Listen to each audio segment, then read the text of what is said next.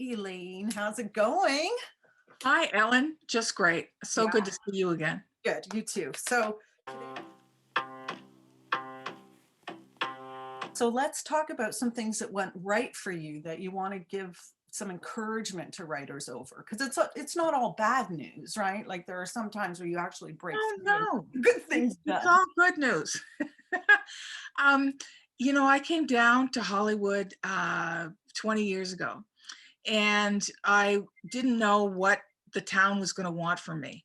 I had temporarily stopped writing novels, because they told us, Ellen, if you'll recall, that there was going to be all these big box stores and the novel was dead.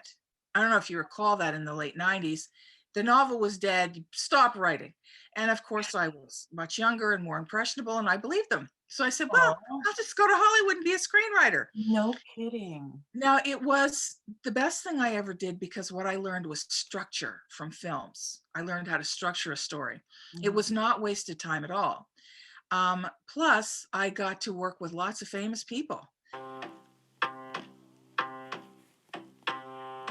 And I was in town for 8 months when sort of kicking around and what am I going to do and how am I going to get in anywhere to write. And I was reading Venice Magazine, which was a little magazine out of Venice, California, and it was all Hollywood centric. They were really connected over there. And so I thought, how am I going to get in there?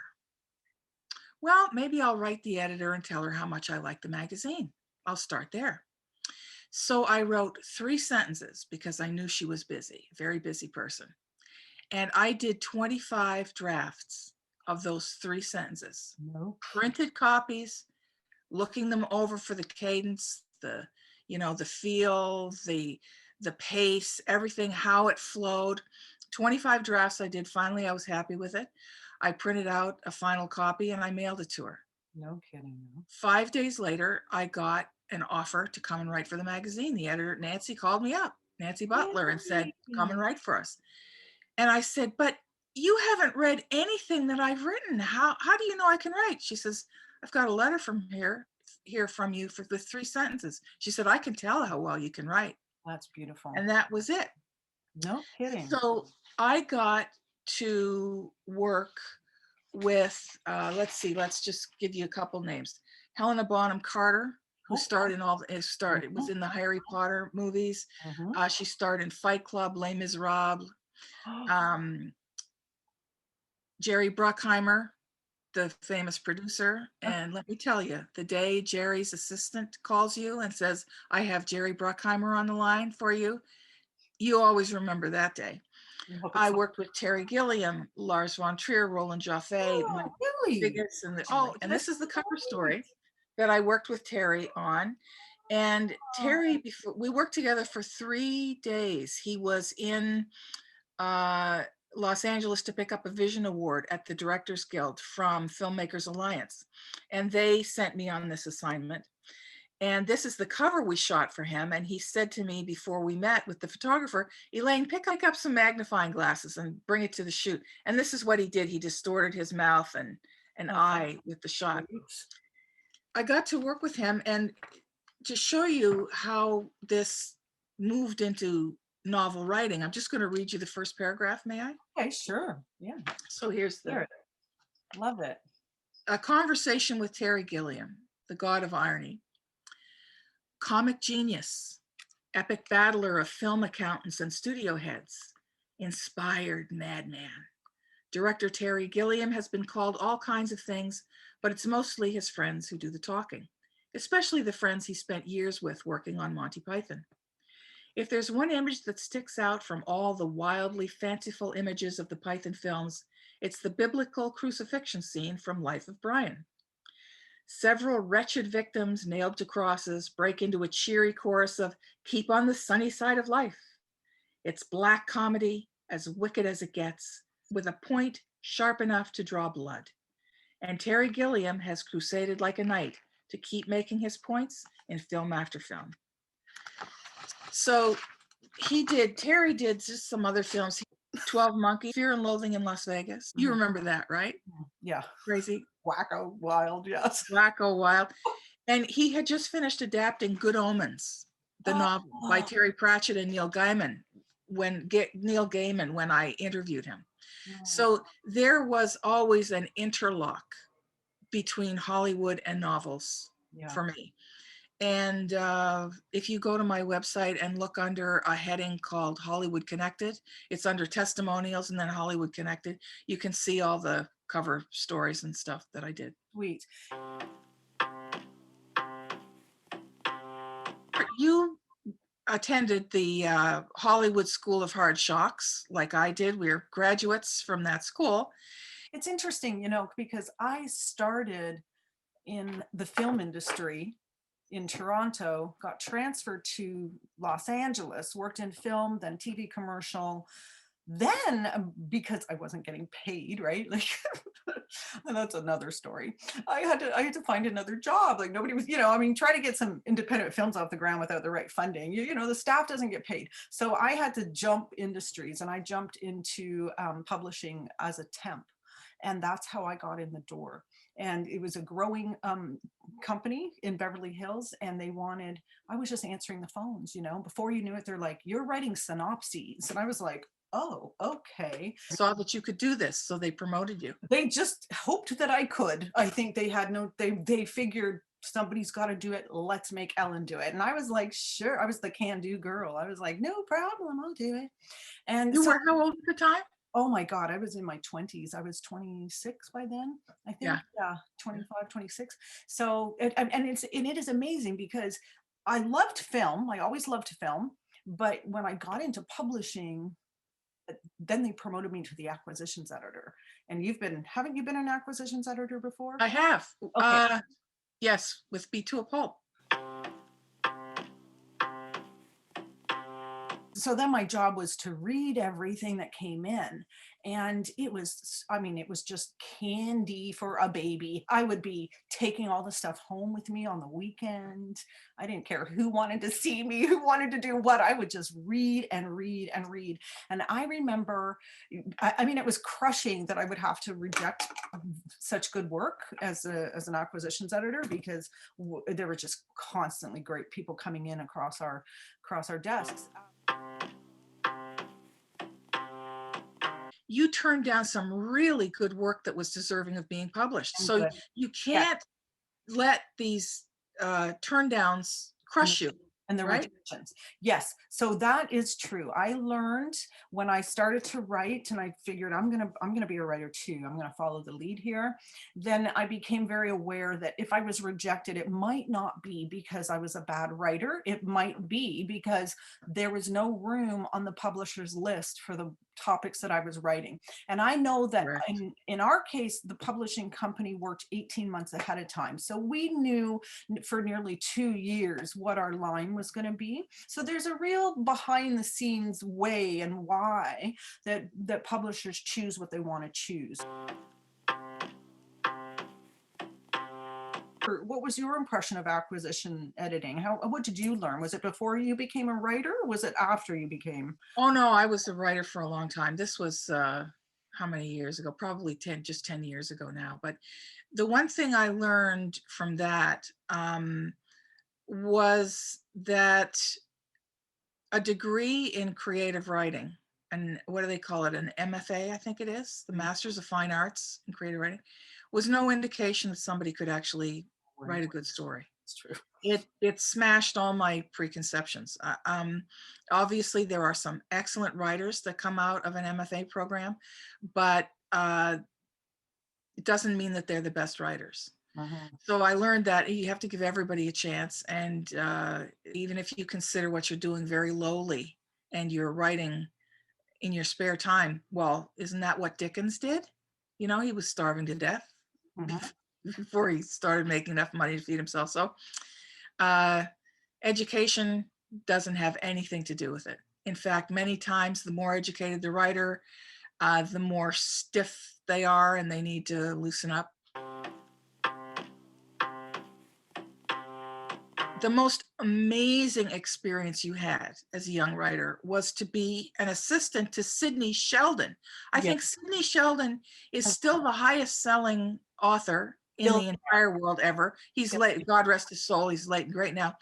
But At the time when you went to work for him, he was living in Bel Air. He had a home in Palm Springs. You went between both those homes. You were the junior assistant in the office to the late great Sidney Sheldon. And if that isn't as good as a PhD, I don't know what is. Please tell us your experience. Well, what was funny is when I was in my teens, my mom was reading Sidney Sheldon. So, I'd get the books. And so it was Sure. so strange. Of all the famous people that I've ever met, he became my idol. I got in the door because one of my best friend, Mary, worked for him as a celebrity assistant. He would dictate his books to her. And he didn't even have a storyline. He knew nothing. All he knew that he was going to start a book, and he'd be like, all right, let's go. And I'd be in the background. First, what they had me do was I became his fan mail response writer. So I'd come in, and I only came in a couple days, 3 days a week, and I would come into this giant stack of fan mail, like no joke. And he personally responded to each one of them. But he got so busy that My. he finally had to sort of push it over to somebody. This was my first challenge with learning how to write voice, is I had to respond in ways that he would respond. I had to respond using his language. I His had to language. respond using his sentiments. First of all, he was an amazing man. He would do things like this. He would decide he wanted to help somebody out, but he would never tell them that he wanted to help you or he was going to do anything. He once took out a giant ad in Variety for his personal trainer, because his personal trainer would come to his house, right? Everybody would come in to work on him. And his personal trainer, all of a sudden his phone starts ringing one day and he's like, I have no idea why I'm getting so many clients. Well, Sidney had done this anonymous ad saying that he was the best trainer, and that guy's phone rang off the hook and he got busier. So I really believe that, besides being a really great writer and an amazing guy, he started in film too, right? That's how he got in the door. Yes, he was a television writer. Yeah. Now, when you worked for Sidney Sheldon, you got to observe his process and how he wrote and developed stories. And what an incredible view on a writer's process, one of the greatest writers ever in commercial publishing. So tell us what you saw. Tell us how Sidney did it. So first of all, and from what I saw firsthand, he didn't really plan too much in advance. He just knew he was going to write a book, and then he would just start dictating it. So my friend Mary would be with her headset and her, and that's how it started. And then he would have what I liked about him, and what made me feel really good is, so the first day I see his manuscript that he's working on, he's printed it all out. It's been hole punched. It's in a giant binder. And that's how he's going through it. And he's, deciding what stays and what goes and what makes sense and what doesn't, or what he needs to clean up. Wow. At the time, I was like, oh my God, I do that too. I have a printed version and mine's 3-hole punch and it's in a binder. And it was like, I don't know. I just felt like I did that naturally without even trying. Like, okay, I'm on to something. I know some, technique here. But yeah, he was beautiful. He was amazing, and he wrote pretty quickly. It was he just knew how to just bring it in. Would you say when he was dictating to the typist, was he making up in his head at the time, or had he thought about this beforehand and now he was just speaking it out loud? He might have like little notes every once in a while. There'd be these notes on the floor or somewhere, just in, they'd lay it all out and they'd look at it all. And it was almost like, let's take this one that's over here, and we're going to move it over here. And then that would, so it might affect the chronology, or it might affect some of how the content was revealed, because he was a master at prologue, right? Like he would, Yes. holy wow. And what I liked about him was there would be these reoccurring things, that would happen. Like he would have, I remember like there were books where psychics figured prominently, and I thought, oh, that's interesting. That's a great way to reveal some plot twist, hey, have somebody go to a psychic and all of a sudden it's like, oh, so he would use these, things, things would always be blowing up. It would always be, Oh, he kept it moving. stronger. It was just, so now, even now when I'm writing, sometimes I hear him in my head, or me talking to him or something, and And it'll be like, yeah, something's got to blow up sooner, Ellen. Something's got to blow up, you know. If something's not blowing up, you're not writing the right stories, you know, because you have these things where characters, like, terrible things would happen to them, you know. And oh my God, I just love that man. So yeah, I learned a lot from him. And I just thought, you know, he didn't have fans because he was a bad writer and because he didn't care. You know, I mean, I think he really, in a lot of ways, he got what he deserved because he was a beautiful, beautiful soul at the core of everything. And people really matter to him. Well, you work very hard. Nobody needs to teach you the work ethic. But I also think that you had the beautiful example of seeing Sidney Sheldon and other people like him and how he did it. And, you know, he was up working away at it every day, right? Up Oh, early. and You he know his was daily routine, his schedule, he Ellen? was up early. He was up very early in the morning. He got into it right away. He didn't waste any time. You know, I think he would break up his day. He would start early, and then he would have, you know, a break in the afternoon where he would, you know, he would see his physical trainer. He would have his massage therapist come in. There were always like these really interesting, you know, helpful people helping him. And oh my God. And then there would be the lunch break, right? So he had this whole like butler's kitchen in this house on Sunset Boulevard, and there'd be this whole staff, and they had maid quarters. I mean, he lived a really good life. He lived a great life, and it was. I mean, that's the other thing too, Worked right? hard. Oh, He he had worked hard. that life because he worked to a schedule and he kept to it. He had all the money in the world. He didn't need to keep working, but that never occurred to him, I wouldn't think, to stop. No, I mean, that's the thing. I mean, when you're really a writer, you're a writer, and it just has to keep coming out of you. And I think that's the thing with me too, as I realize, I mean, there were years where I didn't write as much, right? Like when I was raising my kids, obviously they became first. But as far as Sydney goes, yeah, he worked from the morning, he worked into the evening. And I mean, it's so great. I feel like I want to, you know, be around Sydney. I can pick up any of the books that I've read and just start reading them again and keep learning, you know, because I mean, you read a book twice, you learn more than you did the first time for sure. Just like we read our manuscripts a million times, you know. It doesn't work on the first read through, you know, at least you got the second read through and you can get all those things fixed, you know. Yeah. Yeah. I don't know if there's anything else we should say. Thrilled to be with you. Okay, excellent. Thanks.